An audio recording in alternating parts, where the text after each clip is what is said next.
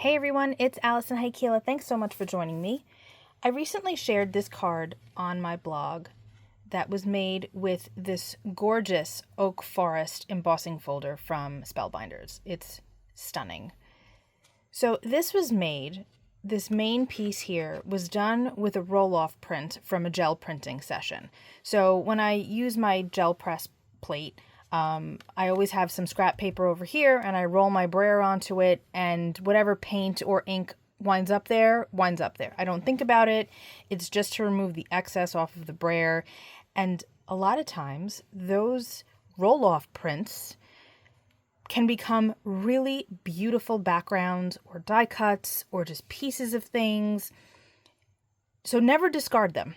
Always keep them because you can really do some pretty incredible stuff with them. So I had a number of people say that their roll-off prints never look this good.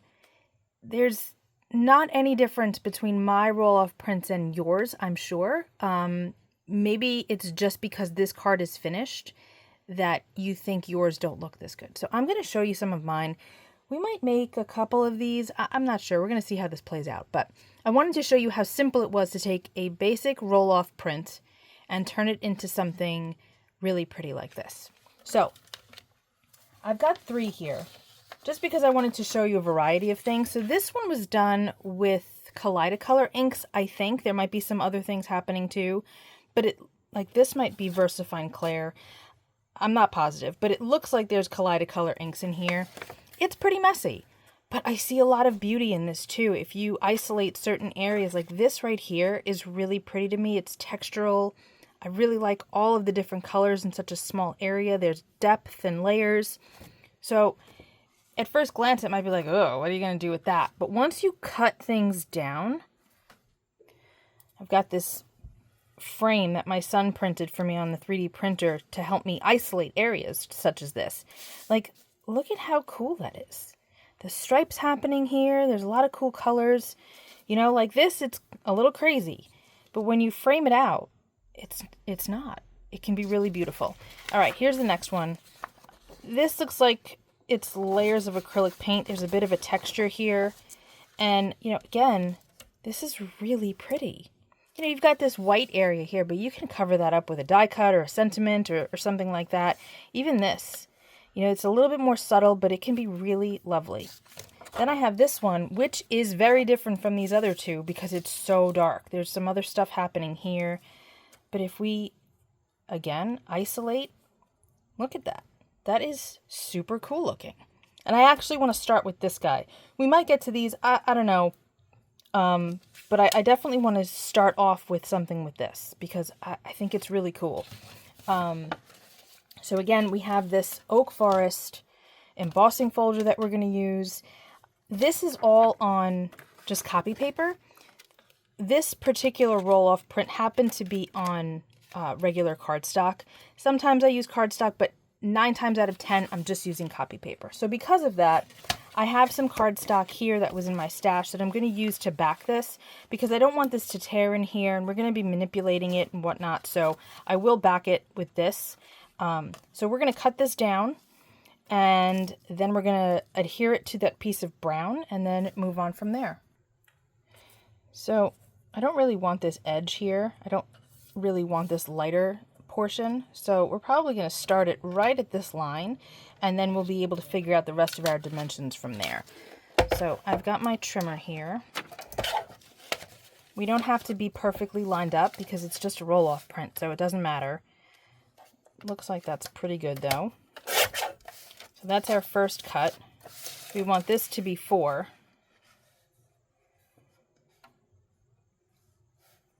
I actually think, no, that's fine. We're going to go to here. And we've got some white that's going to be showing through, but that's fine. We don't need to worry about that right now. I'm going to remove this bottom piece. And then we need to decide if we want to cut off some of this green or not. See, we're losing a lot of the orange. So I want to just start off by trimming this here. Oops. And now we're going to trim up from the bottom. You see how much better that looks already? Let's see, do we like this? no, I think I want to remove a little bit more from that top. Yeah, that's better. A little bit more. That's good. Okay, now we can cut this down to 5 1/4. There we go. And these we can discard. And we have our piece. Now, again, I'm not loving this. So what are we going to do about that? Well, we can easily just take some ink and add ink to it and kind of just add to the grunge factor and whatnot. So let's see what I have here. So again, this was done with acrylic paint. So I'm not going to be pulling out my acrylic paint, but I have this. I should show it to you first before I open it. It's Creole Spice Kaleidacolor inks. Use whatever you want. It's just that these colors are kind of similar to what's happening here. Similar. They don't need to be the same. So I'm going to actually start with this second color. And I have a small brayer. And I just want to get rid of the white. I don't need to go crazy. I'm not trying to cover anything up. I just want to tint the white away. I'm going to do some over here too. So we're working with this color. Just kind of layering it and deepening that color a bit so that it's not so blatantly white. Okay, so now I'm going to just wipe this off. I've got a cloth here and some water. These are a dye-based ink. You can see that that just comes right off of there. And we'll go into the green, which is here. The colors don't have to be perfect. See, we're just darkening it up. And if you like the white, that's fine. It was a little glaring to me. All right, that looks pretty good. And now we're going to use that kind of golden color. This one here, we'll put that right there and see what happens.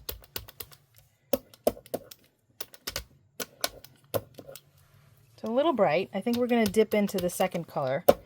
And since that one's darker, I don't need to worry about it, you know, cleaning off my brayer. See, that's better. I like it. I'm happy with that. I don't mind this at all. It's fine. If you want to cover that up, you can certainly feel free to do that. Okay. Again, you don't have to use Kaleidacolors. Those colors just happen to be out, and they worked. Okay, so now what we need to do is we need to adhere this to this so that it's got some stability. So I'm just going to adhere it really quick. And then we can run it through my die cut machine with the embossing folder. Just going to line this up. It's a little off. It's not the end of the world. We can trim off the excess if we want to. That's pretty close. That's good. Okay. Okay, so here's our print. Here's our embossing folder. We're going to just put this in here like so. Usually I miss the back, but I'm not going to really worry about it this time because it's got 2 layers of paper in here, and I'm going to run this through. Okay, let's see what this looks like. We have some cracking, but that's fine. You see those little white bits there? I mean, granted, this is a little shiny anyway, but there's a little bit here, but it's fine. It doesn't matter. We can easily remedy that. And to do that, we're going to use what I used on the other card, which are these bad boys here. These are so old. This is the metallic Rub-Ons from Crafty Products. This is color kit number 1. There's a bunch of them. You can see the colors are labeled right here. Again, this is really old. I've used it a bunch of times. I really like it. They're super easy to work with. They last. They don't rub off once they're on here. I've got ink all over my fingers, but there's no shiny bits. Nothing shiny. So I highly recommend these. They're inexpensive because you're getting a whole palette here, and this stuff is going to last you forever because you really don't use very much. So I think that I want to use the copper again because it's beautiful. The only trouble is that I have nails. So it's a little trickier to get in here. Sometimes I dig it out with my nail on my left hand and put the stuff on my right and then rub it in, but I'm going to see if I can just kind of dig in here with my finger. You can see it's there. You don't need a lot, you guys. I'm going to zoom in so that you can really see what's happening. Okay, so we're going to take what's on the finger and very carefully just rub this on top. Now, if you don't have this stuff, that's okay. You can take your brayer and use some pigment ink. Maybe you want to use white, maybe you want to use black. It all depends on your print, your roll-off print, because that's going to help you determine what color you might want to use. Maybe you'd want something that isn't super high contrast. Maybe you want something that is high contrast. You got to just play with what colors work for you. So you can see how this is starting to come to life here, especially in this green area. Look at that. And it's okay that some of it's down here. It doesn't matter. Unless you don't want it to. If that's the case, then just be more careful than I am. But it doesn't matter to me. I just want to bring out, look at that, this beautiful design, because it's kind of hidden right now with all of this that's happening. Don't push too hard because the stuff will just get into the cracks and crevices, and you don't really want that because then it'll just become whatever color you're using. See, like I pushed a little too hard here, but this one I did better. See that? And you can do multiple colors on here if you want. You know, maybe you start off with the copper and you work your way to gold and then silver. Play around, be creative, experiment. Don't be afraid to play. There's always a way to fix something. If you don't like how something comes out, you can always figure out a way to go back and fix it. Happy accidents happen. You might discover something totally cool that you hadn't thought of before, that you wouldn't have thought of if you didn't have that accident, right? See, it's a very gentle process. And there are other colorants on the market that have a similar type of texture to them. Perhaps they have an applicator. I've seen some things on the market that come in like this black jar and they have like a spongy applicator. I don't remember what they're called because I don't have them, but something like that could work. You know, again, experiment. You can take different types of inks, metallic ones. Maybe you have Delicata. Maybe you have the new Lisa Horton metallics. There's a whole bunch out there. Just take a look around. Okay, need a little bit more here, but once the light hits, it really pops out. This is a very relaxing process. Check that out. Isn't that pretty? I love that. See, just a kind of unattractive roll-off print did this. That is really cool. I kind of feel like I want to try adding another color on top, but I'm not sure. My silver is a little dry. Let's see what happens. I kind of need to work that out. I have to, I think, warm it up on my finger or something. Not really showing at the moment. That's all right. Maybe we try some purple. See what happens with that. Don't want to make it dark again, though. Nah, I don't really want to do that. You can see it right here a little bit. Let's go back with the copper. See, we're just playing. We're just experimenting. Just because I'm curious, I have my golden glitz Delicata. I want to see if this does anything. I've got my brayer still. I'm just going to roll some of this on here. And let's see what happens. It might not be enough of anything because we've already got that copper. Oh, that's kind of nice. Huh. I like it. Is it necessary? No, probably not, but it looks nice. It's just another option for you. Adding another layer of color and shine.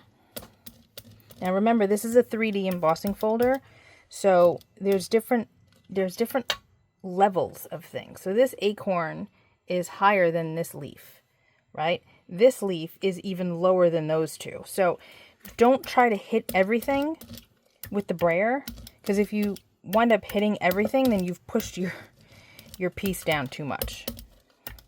Oh, that brightened it up quite a bit, didn't it?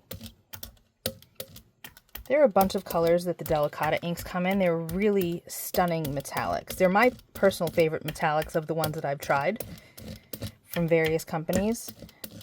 I happen to love them. That looks nice. I like it. So some of it's gold, some of it's copper. I think that that's really pretty.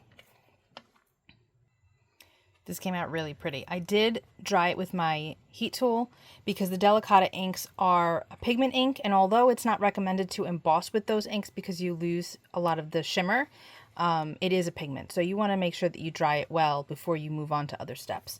So before we get into making this into a card, I'm really curious about how this is going to turn out. So I'm going to cut this down just like we did before, mount it onto that brown cardstock, and then see what we get. We might not turn it into a card. I kind of want to keep this the way it is because I really like those lines. I think I want to use this area here. We might not make it into a card, but I want to see what happens with it. So let's cut this down. I'm going to zoom out. We're going to do just like we did before. We're going to just start by trimming it out and then cutting it to the right size. So we don't want all of this white here, so we're going to get rid of that.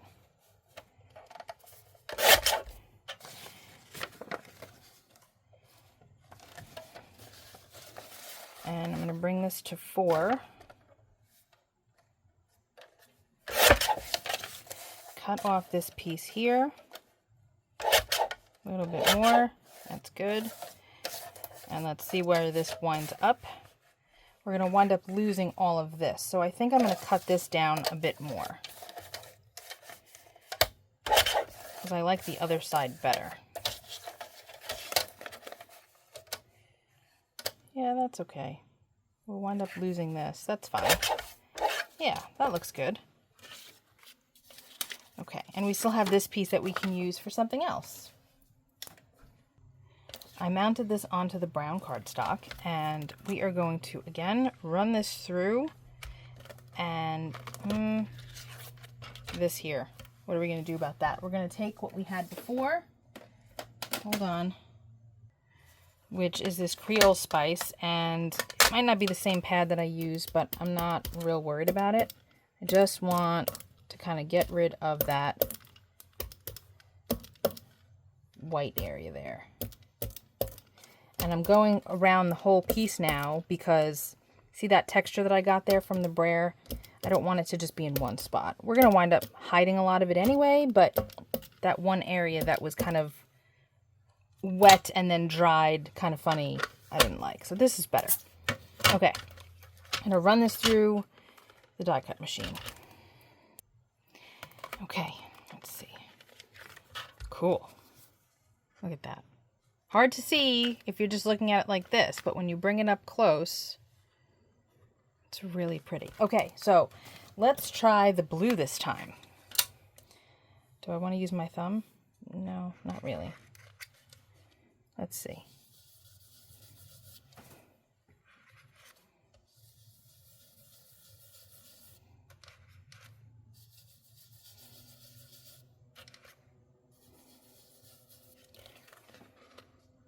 That's kind of cool. All right. I think I like it. I'm not totally sold on it yet, but I think it could work. Might need to pull in some of that green that's here.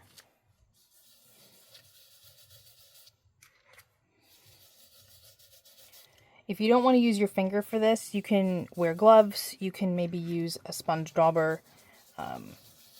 I don't obviously mind getting my fingers full of ink and paint and other mediums. So, okay, this is starting to work. I feel like it needs more than this.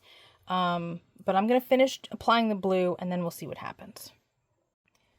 Okay, so I started adding a little bit of green and I think that that looks good.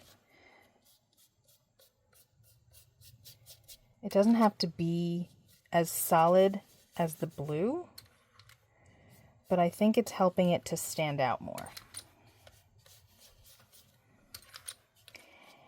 And I will say that if you are not happy with how this is looking, because you think that there's too much happening in the background still, you can go in with some type of liquid color, or even markers, really. Dilution sprays, or distress spray stains, or even oxide sprays, watercolors. Just keep in mind what paper you're working on. So like, I don't really want to go into this with something that is very wet, because it's paper, it's copy paper, and I think that it will really start to mess it up.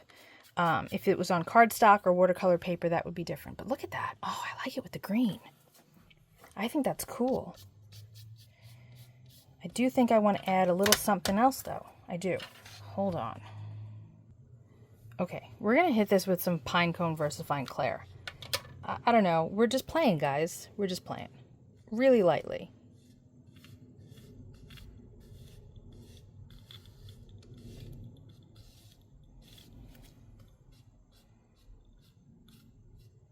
Now again, remember, they're at different levels, so you're not going to get everything.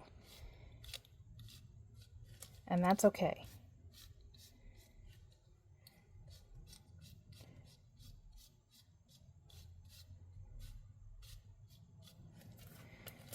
This is a nice firm pad.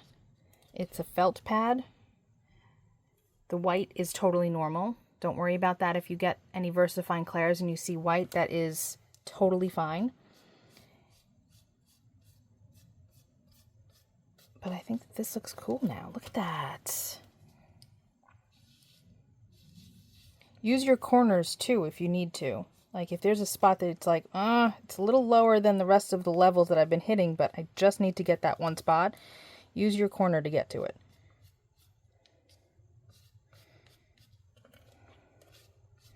And you can see there's no green or blue metallic transfer to this. I think that looks really nice. Let's compare. Very different looks, but both very cool. And then with this guy, check that out. I'm digging it. I like it very much. What do you guys think? I think that we're going to finish up this card. Let's do that. It is now the next day, and you might be able to tell because, look guys, I actually painted my nails for once. I haven't done this in months, but anyway, it's the next day because I feel like I did a whole lot of soul searching to get this card done. I don't know, I was having some kind of block. I wasn't sure what sentiments I wanted to use, how I wanted to use it, if I was going to cut the panel up. I really didn't want to cut the panel because I like this gradation of color. Anyway, so I started cutting things out. I grabbed the pierced mini labels from Spellbinders. This is one of two dies that come in the set. I really like this shape. I thought it worked well with what was going on here, and I cut it out of this orange, but then I was like, no, too plain, too clean, not gonna work. So I went through my gel press monoprints, and I found this guy that I've already cut into before, and I used this. And I'm fairly happy with that. I probably should have cut this area out, but it's fine. And since this is just copy paper, again, I backed it with cardstock. In addition, I didn't like the white edge showing of the cardstock, so I grabbed my Pinecone VersaFine Clair that we used earlier, and I just edged it with that. Then came the issue of the sentiment. So I have the handwritten sentiments. This is a Simon Hurley set from Spellbinders. Great set. I use it all the time. And I thought that I would start with gold. And I was like, oh, it's way too brassy. With the way the Delicata golden glitz is, too brassy. So I was like, all right, back to the drawing board again. Tried the brown cardstock that I use very often. And that just didn't look good because it fades into that monoprint. So I grabbed my golden glitz again and dabbed it into the brown. And now it coordinates perfectly because it's the same ink color. So It took me a long time, you guys, to figure this all out. I'm actually kind of embarrassed at how long it took. I don't know what was going on, but I'm glad that I stepped away because I am pretty satisfied with it now. Again, I probably should have cut a different part of the monoprint out just so that it was a little bit darker. And, you know, yes, I could cut a new one, and yes, I could add some black to it to deepen it. But you know what? This is fine. Sometimes you have to know when to say, it's good enough. A lot of times I'll go for, I don't want to say perfection, but, you know, I want it to be really good. And other times I realize I don't need to make myself crazy because no one's going to know. And that's not to say that, oh, just do whatever and doesn't matter how it looks. Of course it matters. But sometimes the little tiny things that we obsess about just don't need to, we don't need to waste our energy on something like that. So this is good with me. Okay, now I have my card base, and you guys know I am not leaving that base white. So what are we going to do? I had an ink color. Here we go. Northern Pine Memento ink. Works really well with the green that's here. I checked. And we're going to just quickly go around this edge. Make sure that you visit my blog because I will have another card that uses this embossing folder, and it won't be a full panel. And it came out really pretty. So I hope that you'll check back and take a look at that. Additionally, because this video has become pretty long, I'm not going to be making a card with the other panel that we created today, but I will have that finished up and put on my blog at some point soon as well. So it'll be done, just not today. Okay. Let's make sure we like it. Yes, we do. Need a little bit more ink going on, but you get the idea. I really like working with this dewdrop shape because it's easy to hold and manipulate. It's got a nice corner or tip, and it just, you can get into little areas if you need to. It's good. So if you haven't tried the dewdrops, I highly recommend them. Okay, we are good to go. I'm going to glue this down. Here's the finished card. Super shimmery. Loving the background. I think it's a really great way to use roll-off prints, and came out really pretty in the end. So I hope you enjoyed this video. I will be back very soon with another. Again, be sure to take a look at my blog because there's always a lot more projects on my blog than there are on my YouTube channel. And I will see you all very soon. Be well, stay safe. Peace out.